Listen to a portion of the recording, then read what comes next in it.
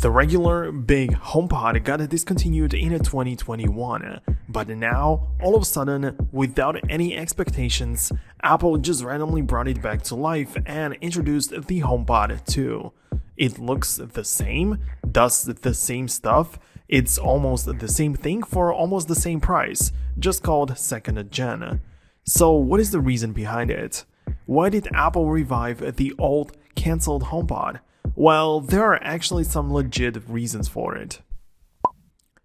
So, for a quick look back, the very first HomePod got introduced in 2017, but it was launched the next year in 2018.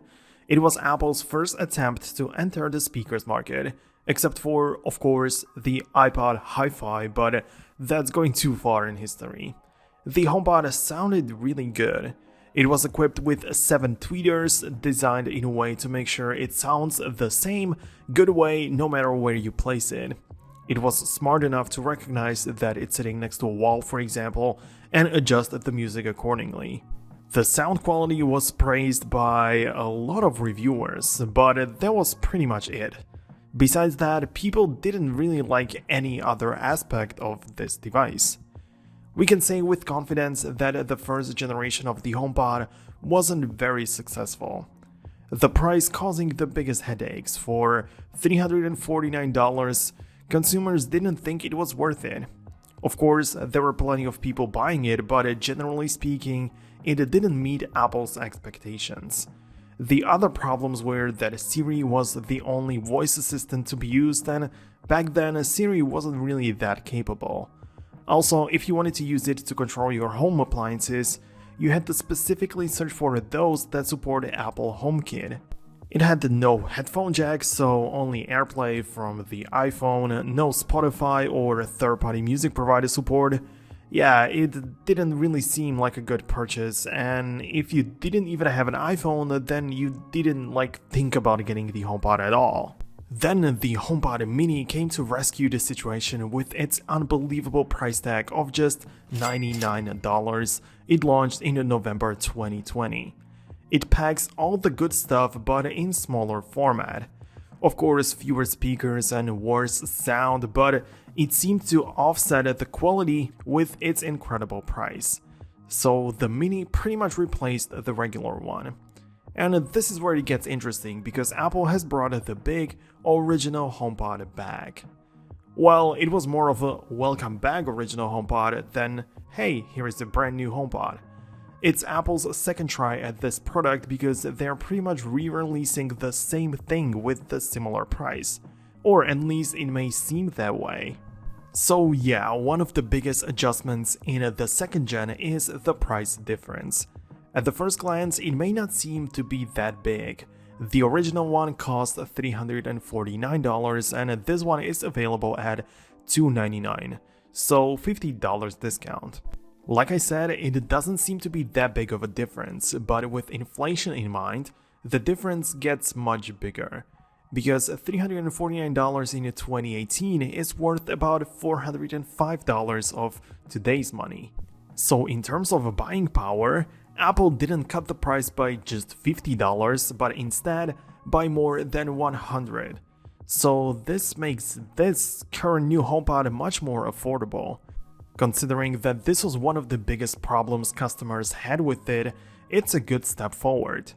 The price reduction isn't really that apparent everywhere in the world. For example, in the UK, the original one cost £319 and the new one just £299. So the reduction is much smaller, but there are some other factors that play a role in this. So yeah, it's still kinda pricey, but it's Apple. They tend to overprice some of their products and charge more for their ecosystem and the seamless way of functioning. Also, the price alone doesn't always deter buyers. Just take a look at the AirPods. Basically, all of the AirPods models sold well, even the AirPods Max, which cost $550. So not everything is in the price, especially when we talk about Apple, and most of their products are supposed to be almost in the luxury category. Apple obviously didn't want to throw away all the time and effort that they spent designing and working on the large HomePod, so they wanted to eventually bring it back. They tweaked the old one and now it's a new product. But Apple had this in mind while releasing the HomePod Mini, and let me tell you how I know this. The Mini has a hardware piece inside it called temperature and humidity sensor, but it has never been activated.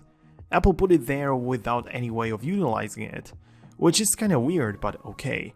But then Apple has announced this new second-gen HomePod, which already has the humidity and temperature sensor built in, unlike the first-gen.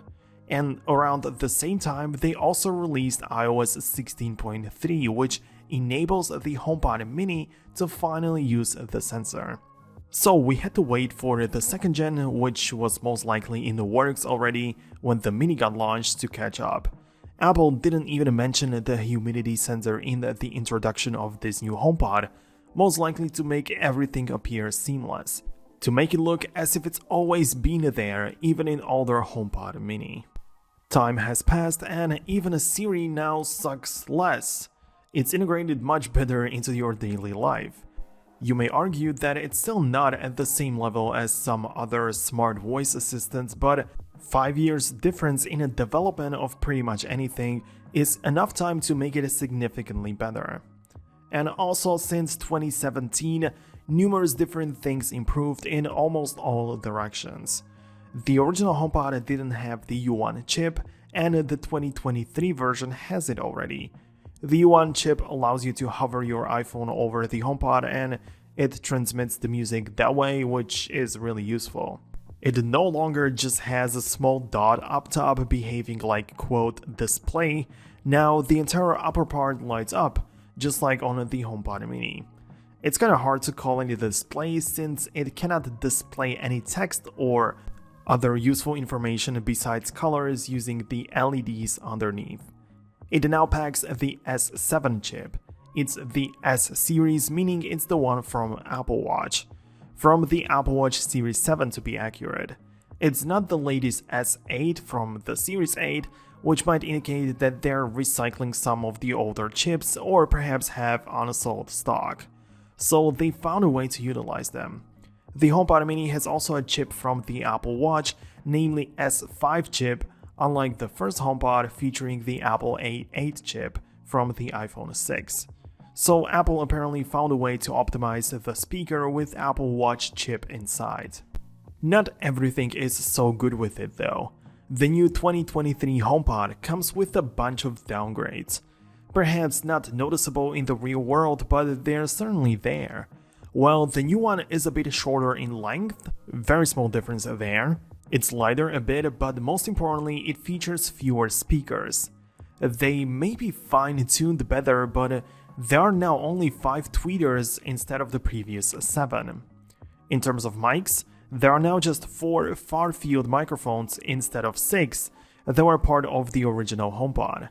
While the first gen had support for Wi-Fi 5, the new one only supports Wi-Fi 4. It's interesting to say the least.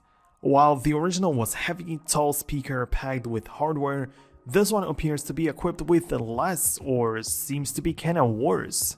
So now what? Well, The Verge concluded that it sounds almost the same, nearly as good as the original one. Of course, there are some really experienced reviewers who will take a look at this and perhaps the reviews will vary, but so far it seems that Apple saved some money in the production due to less hardware being implemented, which allowed them to lower the price. I believe that they optimized it to such a degree that even less hardware or less specs on paper don't really matter. Just take a look at the iPhone or iPad. iPhone specs aren't really groundbreaking on paper. You don't see any huge numbers in terms of RAM, processor, gigahertz or anything. But they managed to outperform many of the competitors that featured better performance and specs on paper.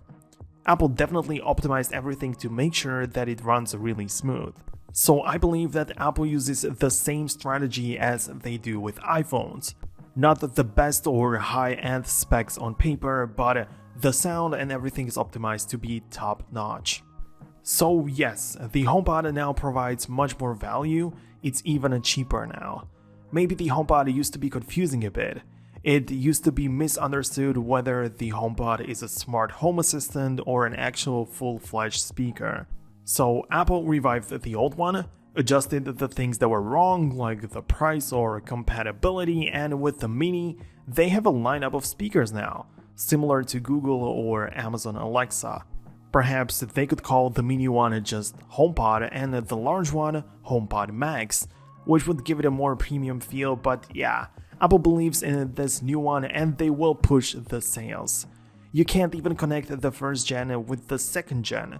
You are literally forced to buy the new ones to create a stereo pair.